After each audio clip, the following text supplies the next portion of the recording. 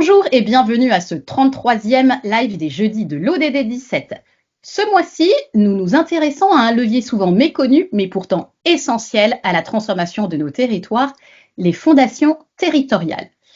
Aujourd'hui, les transitions demandent plus de coopération et un fort ancrage local. Les fondations territoriales jouent alors un rôle clé pour faire émerger des initiatives citoyennes, solidaires et écologiques. Dans ce cadre, j'ai le plaisir d'accueillir aujourd'hui Delphine Van de Voorde, directrice de la Fondation de Lille, une structure pionnière dans l'animation du territoire au service de l'intérêt général. Delphine Van de Voorde, bonjour. Bonjour Armelle. La Fondation de Lille est reconnue pour son ancrage territorial et sa capacité à fédérer des partenariats publics et privés au service des causes locales. Pourriez-vous nous présenter en quelques mots le fonctionnement de la Fondation de Lille, ses missions et son mode d'action au service du territoire?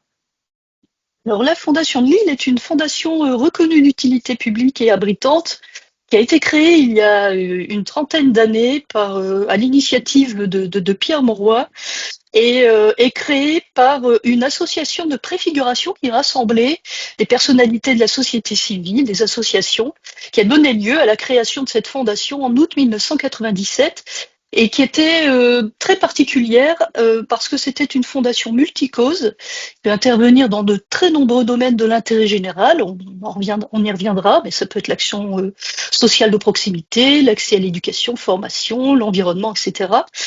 Et la spécificité de la Fondation de Lille est également de travailler avec l'ensemble des acteurs du territoire, qu'ils soient publics ou privés, et bien évidemment en lien très étroit avec les associations du territoire. Donc, c'est à l'époque où la fondation a été créée, c'était une fondation très atypique.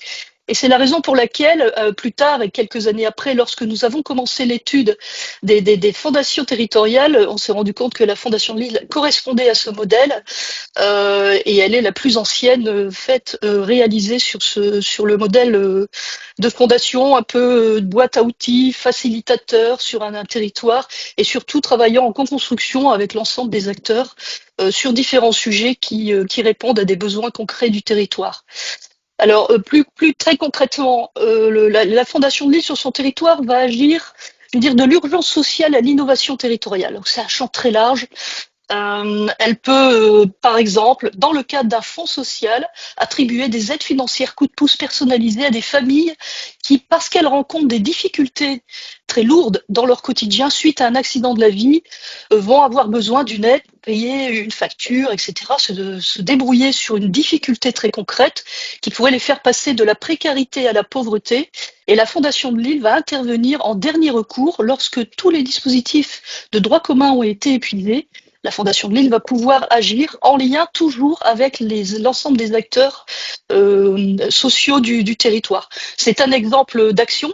Je pourrais prendre l'exemple des bourses de l'espoir qui permet d'aider les étudiants méritants, mais qui rencontrent de grandes difficultés financières, et c'est un vrai sujet dans les Hauts-de-France, et qui nous permet d'attribuer des bourses chaque année. C'est une action qui existe depuis 2008, qui nous a permis d'attribuer plus d'1,2 million d'euros et pour plus de 1000 lauréats. Et je terminerai par un exemple pour illustrer justement la philosophie de solidarité de la Fondation Lille, qui est vraiment dans son ADN et dans ses valeurs. C'est que la Fondation agit du local à l'international.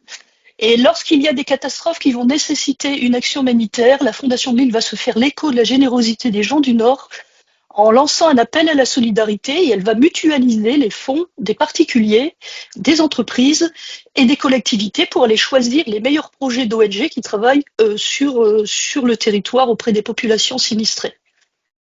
Voilà Oui. quelques exemples d'actions très concrètes. Voilà, donc effectivement, comme vous le disiez, un champ d'action très large et à chaque fois en co-construction avec les différents acteurs du territoire, finalement. Toujours, Le 1er juillet dernier, vous avez participé à la 11e rencontre des pionniers des alliances en territoire organisée par le réseau des catalyseurs territoriaux. Qu'avez-vous retenu de cette rencontre et quelles pistes vous semblent les plus inspirantes pour renforcer les dynamiques territoriales de coopération? Alors, j'ai effectivement assisté à la 11e rencontre. Ça fait déjà quelques années que j'y assiste en tant que coprésidente du réseau, bien sûr, et puis pour la Fondation de Lille. J'ai beaucoup aimé cette nouvelle édition qui était très spéciale puisqu'elle était décentralisée. Nous avons réussi à se connecter finalement grâce aux nouvelles technologies à tous les territoires en France. Pour ma part, et dans le groupe, dans l'atelier dans lequel j'étais, alors j'ai trouvé une bonne fréquentation. Les personnes étaient, les acteurs des territoires étaient présents malgré la journée caniculaire qui voilà, qui aurait pu freiner l'inscription à cette manifestation. J'ai remarqué une grande diversité des territoires présents. Ce que je peux dire également, c'est que je trouve que d'année en année, les catalyseurs territoriaux s'impliquent en posant des questions très précises et on gagnait aussi en maturité dans la réflexion, au niveau de la co-construction, au niveau de la capitalisation des ressources, etc.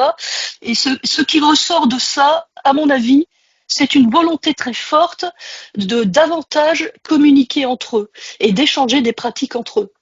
Et ce de façon concrète, puisqu'il y avait eu la présentation d'un certain nombre d'outils qui avaient été réalisés par Yann Uliac, comme la boussole, la base d'impact, etc. Mais ils veulent aller un peu plus loin et mettre de l'humain derrière ces outils, en fait.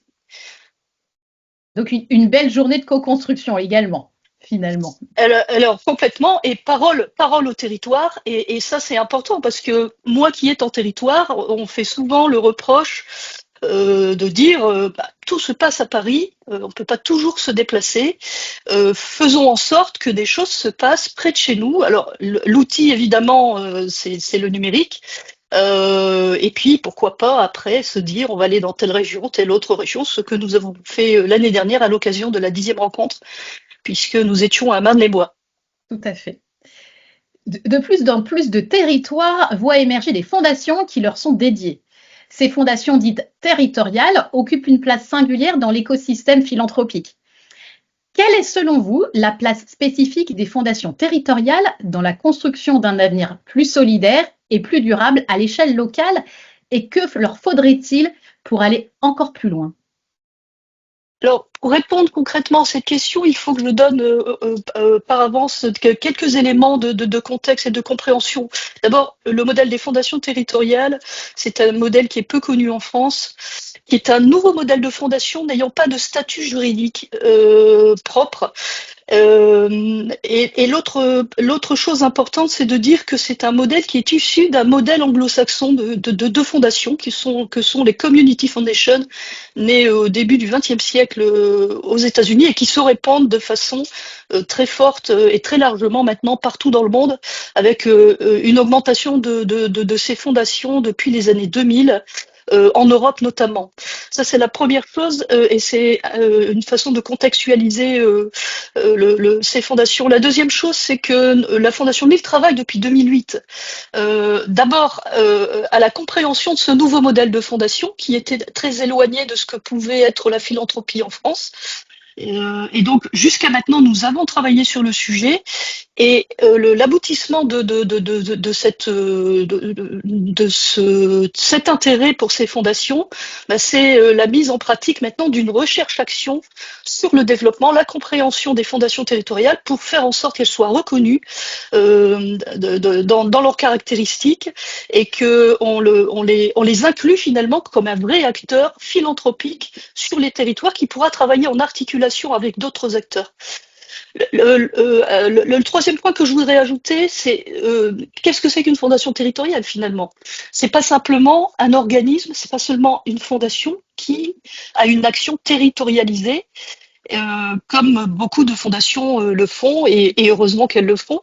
Les fondations territoriales sont un peu plus que ça. Ce sont des fondations d'abord qui sont multicauses parce qu'elles vont aborder les problèmes de façon générale, de façon systémique, pour répondre à un besoin du territoire, à des besoins du territoire et pour le mieux-être de ses habitants.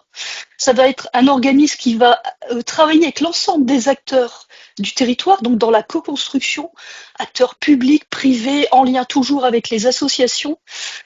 C'est un tiers de confiance, c'est un lieu de neutralité, c'est un facilitateur.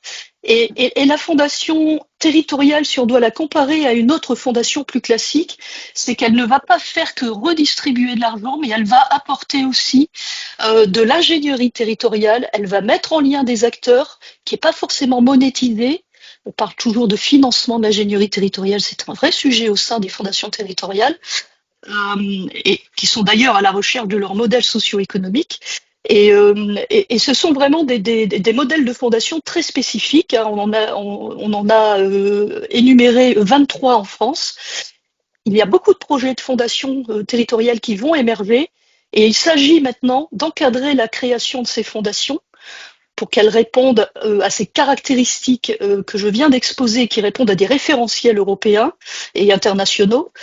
Et surtout reconnaître leur rôle, bien qu'elle n'ait pas de statut juridique, parce que le statut juridique signifierait que c'est l'État qui décide de ce qu'est une fondation territoriale, alors que l'intérêt de ces fondations, c'est que les initiatives partent du territoire et répondent véritablement aux besoins des populations et des acteurs qui sont sur le terrain.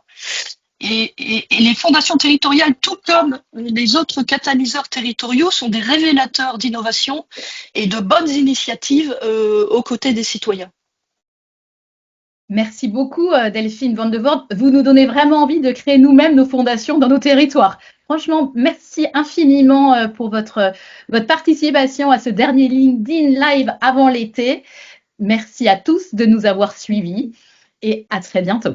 Merci beaucoup, Armelle. Merci. Nous nous retrouverons en septembre prochain pour le 34e live des jeudis de l'ODD 17. D'ici là, nous vous souhaitons un très bel été. À bientôt.